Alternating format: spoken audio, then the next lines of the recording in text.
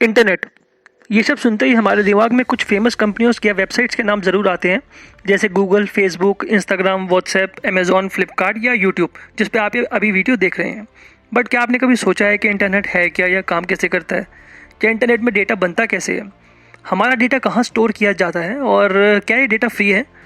तो इन सब सवालों का जवाब आसान तरीके से देने की मैं इस वीडियो में कोशिश करूँगा। तो फ्रेंड्स, आपका स्वागत है मेरे इस चैनल पर, जहाँ इन्फॉर्मेशन ही हमारा मोटिव है। दोस्तों, हम शुरुआत करते हैं इंटरनेट की शुरुआत से कि आखिर इंटरनेट का आविष्कार हुआ कैसे था। जैसा कि हम जानते हैं कि कोई भी टेक्नोलॉजी छोटी बड़ी नहीं होती, क्योंकि टेक्नोलॉजी में हर चेंज हमें फ्यूचर की तरफ लेकर जाने के लिए ही किया जाता है। इंटरनेट भी एक तरह की टेक्नोलॉजी ही है, जिसका क्रेडिट किसी भी एक इंसान या इंस्टीट्यूशन को बिल्कुल नहीं दिया जा सकता।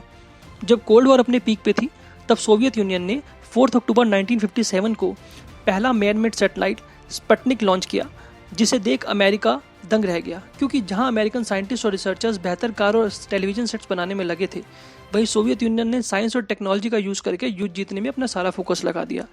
तब अमेरिका ने इसको खतरे का इशारा समझते हुए अपने देश में साइंस और टेक्नोलॉजी के फेरबदल के लिए काम करना चालू कर दिया।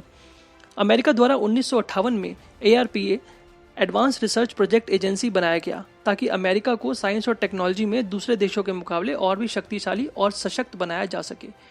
ARPA यानी एडवांस रिसर्च प्रोजेक्ट एजेंसी का मेन फोकस था कंप्यूटर साइंस, जिसमें अंडरग्राउंड केबल्स के द्वारा एक कंप्यूटर को दूसरे कंप्यूटर से जोड़ा जा सके और कोई भी संदेश को कहीं भी पहुंचाया जा सके।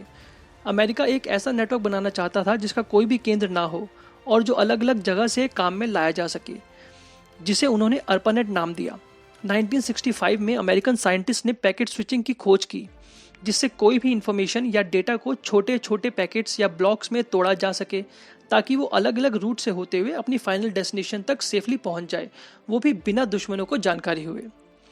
1960 और 1970s का जो दशक था, वो इंटरनेट के लिए बहुत ही इंपॉर्टेंट रहा, जिसमें इंटरनेट को बेहतर बनाने के लिए काम किया गया। मगर इंटरनेट में सबसे बड़ा बदलाव तब आया जब 1991 में स्विट्जरलैंड के टिम बर्नर्स ली नामक कंप्यूटर प्रोग्रामर और साइंटिस्ट ने WWW यानी वर्ल्ड वाइड वेब की खोज की, जिससे ना कि हम खाली डेटा भेज या रिसीव कर सकते थे, बल्कि डेटा को एक्सट्रैक्ट भी कर सकते थे, मतलब डेटा को निकाल भी सकते थे इंटरनेट से। देखते देखते कुछ ही समय में WWW यानी world wide web international web बन गया और दुनिया भर के डोमेन और वेबसाइट्स इसी नाम से रजिस्टर होने लगे।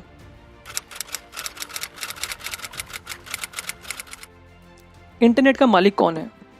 तो दोस्तों, इंटरनेट इतना बड़ा है, इतना वास्ट है, इतनी इन्फॉर्मेशन है इंटरनेट के ऊपर, इतने सारे वेब पेजेस हैं, इतनी सारी वेबसाइट्स हैं, तो आखिर इनमें से इंटरनेट को कंट्रोल कौन करता है? आखिर इंटरनेट को ऑपरेट करता कौन है?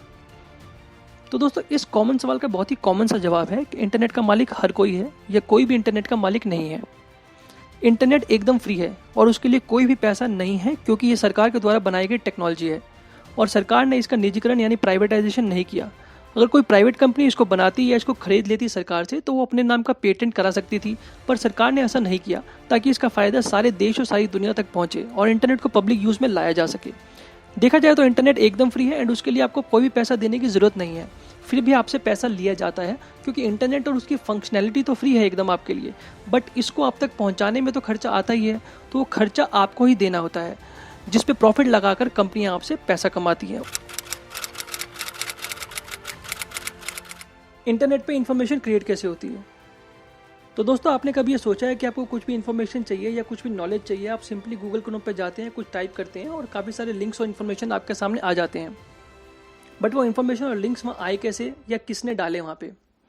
तो दोस्तों, इस सवाल का जवाब देना कि इंटरनेट के ऊपर इन्फॉर्मेशन क्रिएट कैसे होती है, ये सबसे पेचीदा सवाल है, जिसका जवाब कहीं भी साफ साफ नहीं बताया गया है। पर रिपोर्ट्स और डिबेट्स की माने तो ये डेटा बनाने वाले आप ही लोग हैं। जी हाँ, इंटरनेट को आसान शब्दों में नेटवर्क ऑफ नेटवर्क्स भी कहा जा सकता है, जिसमें हर कंप्यूटर दूसरे कंप्यूटर से एक IP एड्रेस के द्वारा जुड़ा होता है। आप जो भी इन्फॉर्मेशन इंटरनेट के माध्यम से कहीं भी शेयर करते हैं या रिसीव करते हैं या इंटरनेट पर कहीं सेव भी करते हैं, तो वो इंटरनेट के लिए डेटा बनता जाती है। मतलब आप इंटरनेट पर जो कुछ भी टाइप कर रहे हैं, वो इंटरनेट डेटा बनता जा रहा है और आपको इस बात का पता भी नहीं लग रहा है। इसमें ऐसी कोडिंग्स या एल्गोरिथम्स लगी होती हैं कि आपका डेटा कहीं ना कहीं किसी न किसी सर्वर में सेव होगा ही।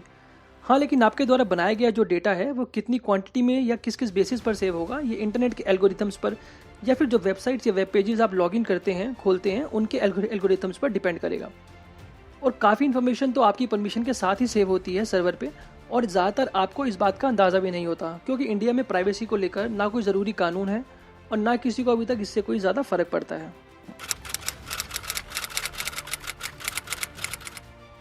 तो दोस्तों, इंटरनेट में आज तक कितना डेटा जमा किया जा चुका है ये शायद गूगल या दूसरे बड़े इंस्टीट्यूशंस भी आपको ना बता पाएं, क्योंकि इंटरनेट का डेटा किसी भी एक जगह पर स्टोर नहीं किया जा सकता। दुनिया में हर जगह वेब सर्वर्स हैं जहां रोजाना डेटा को स्टोर किया जाता है। ये वेब सर्वर्स भी एक तरह के कंप्यूटर्स ही होते हैं, बट इनका काम जो है थोड़ा नॉर्मल कंप्यूटर से थोड़ा अलग होता है। और फ्रेंड्स, रिपोर्ट्स की माने तो दुनिया का 90% डेटा पिछले 2 साल में ही जनरेट हुआ है। ऐसी फैसिलिटीज़ जहां वेब सर्वर्स को रखा जाता है, इन्हें डेटा वेयरहाउसेज या डेटा सेंटर्स भी कहा जाता है। और ये डेटा वेयरहाउसेज बहुत ही सिक्योर्ड और सेफ लोकेशंस में मेंटेन किए जाते हैं, जहां किसी भी अनऑथोराइज्ड एक्सेस की पॉसिबिलिटी नामुमकिन ही है। चलिए इसको एक एग्जाम्पल से समझते हैं। जैसे आप गूगल के सर्च इंजन को यूज़ करते हैं कुछ सर्च करने के लिए, तो उसका जवाब आपको गूगल का डेटा सेंटर देगा, जो कि दुनिया के किसी भी कोने में स्थित हो सकता है।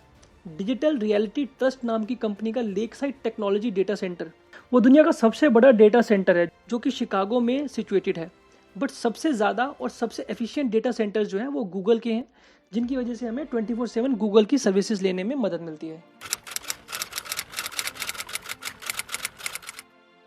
कौन सी कंपनीज होती हैं जो हमें इंटरनेट प्रोवाइड करती हैं, या ये टियर कंपनीज आखिर होती कौन सी हैं? तो दोस्तों, दुनिया में इंटरनेट के द्वारा किया जाने वाला डेटा का आदान प्रदान 95% फाइबर ऑप्टिक केबल्स के द्वारा ही किया जाता है, जो कि सस्ता है और तेज़ है दूसरे मोड्स के मुकाबले में। हमें इंटरनेट प्रोवाइड करने वाली 3 तरह की कंपनियां होती हैं: टियर 1 कंपनी, टियर 2 कंपनी और टियर 3 कंपनी। टियर 1 कंपनी वो कंपनी होती हैं जिन्होंने ऑलरेडी समुद्र के अंदर फाइबर ऑप्टिक केबल्स का पूरा नेटवर्क बिछाया हुआ है। और टियर 2 कंपनीज वो कंपनीज होती हैं जिन्होंने अपनी अपनी कंट्रीज में ज़मीन के अंदर केबल्स को बिछाया हुआ है। और टियर 3 कंपनीज वो लोकल सर्विस प्रोवाइडर्स होते हैं जो आपके घर तक आपको इंटरनेट पहुंचाते हैं, जो कि इंडिया में काफ़ी ज़्यादा है आज की डेट में। इसलिए इंटरनेट के फ्री होने के बावजूद भी इन केबल्स को बिछाने का और इनकी मेंटेनेंस का तो पैसा लगता ही है, और ये पैसा आपसे चार्ज किया जाता है।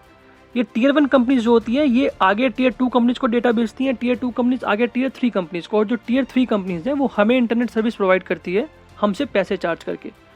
टाटा कम्युनिकेशंस जो है वो एक लौती टियर 1 ग्लोबल कम्युनिकेशन की कंपनी है, जो कि इंडिया की है, जिसने समुद्र के अंदर केबल्स को बिछाया हुआ है, जिसका काफ़ी बड़ा रोल है इंडिया में भी और ज़्यादातर मिडल ईस्ट में भी इंटरनेट की सेवा पहुंचाने के लिए। चलिए इसको थोड़ा और डीपली समझते हैं कि ये आखिर ये कंपनियां काम कैसे करती हैं।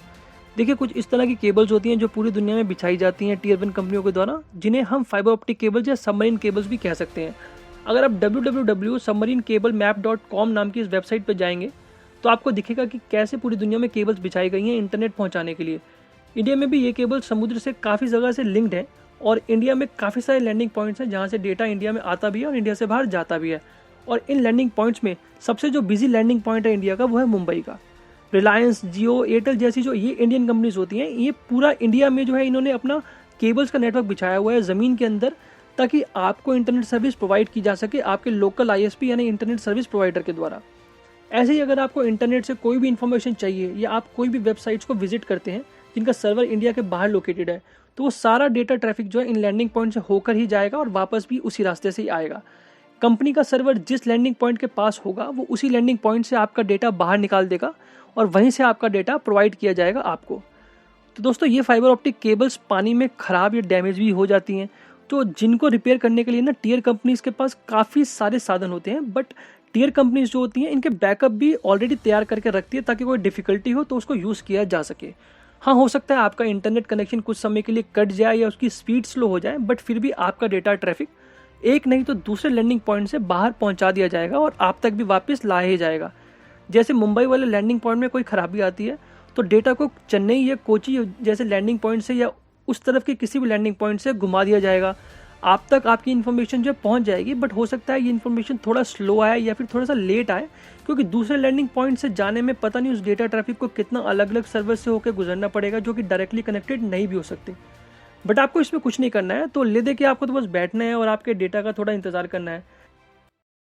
तो फ्रेंड्स, ये मेरा पहला वीडियो था और मैं उम्मीद करता हूँ आपको वीडियो ज़रूर पसंद आया होगा। अगर आपको वीडियो पसंद आया है तो प्लीज़ लाइक कीजिए, शेयर कीजिए और सब्सक्राइब ज़रूर कीजिएगा। तो मिलते हैं आपसे अगली वीडियो में, तब तक के लिए अलविदा।